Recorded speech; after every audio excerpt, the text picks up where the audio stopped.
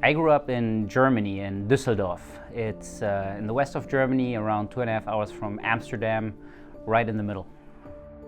My father is Italian, my mother is German, so when my father was 5-6, my Italian nonno took the family and they migrated to Germany, and that's where he met my mom later on, and that's where I was born. For a long time I wanted to be a medical doctor, but I realized I was more interested in the biology, so I explored that interest of biochemistry, molecular biology, but I realized I hate working in an actual biological lab. So then the question became, what can I do next? And I always had a talent for math, so kind of fell onto engineering.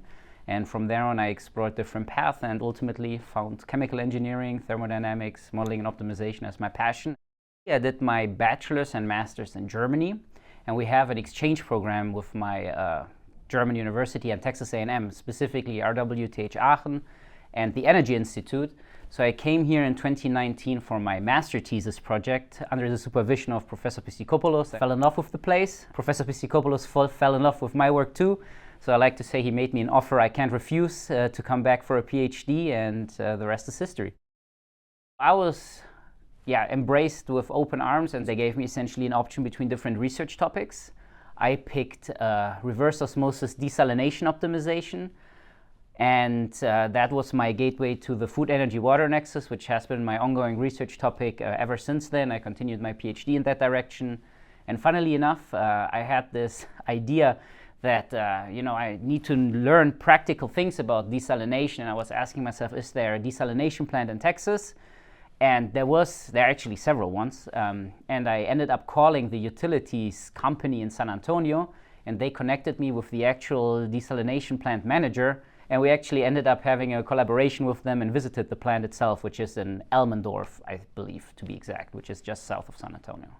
People tend to forget there are a lot of computational-based tools out there, and especially if we tend to think about process optimization or even operation, before we actually want to change the plant behavior, we need to know what happens, right? You can't just let me push valves or buttons in a control room without actually certifying that this won't, break the plant. And this is where, our research essentially comes into play. We want to first build digital twins or mathematical models of any process. In my case, it was water. I'm most proud of my research on greenhouse farming designs and operation. This is a collaboration with Texas A&M Qatar and a professor there, as well as Hamad bin Khalifa University. So I had the chance to actually visit Qatar for 3 months and work with them there. And they actually introduced me to their water-saving greenhouse, and that essentially gave birth to the question, if we start from scratch, how would we design an optimal greenhouse dependent on the geographic location? And initially, I am not gonna lie, I really hated this topic because it's not a classic modeling question and classic equations you're familiar with as a chemical engineer. But with time, I really came to enjoy asking myself how to model this, how to properly build this thing from scratch. And at the end of the day, we built, or to be fair, I built pretty large scale planning and scheduling greenhouse design optimization model, which we applied to Qatar, to Texas, validated it, and could actually, at the end of the day, perform multi-objective optimization, and is now published in Applied Energies.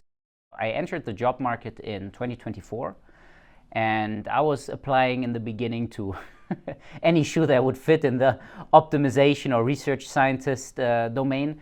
But through a coworker here at the Energy Institute, he put me in contact with somebody at Aspen Technology, a chemical engineering software company that actually does planning and scheduling optimization software. So that was a great fit from the topic perspective, but they were hiring software developers. So I had some doubts if I could actually fill the role, but at the end of the day, they were looking for chemical engineers with optimization background and strong planning and scheduling background, which is essentially, still is my bread and butter.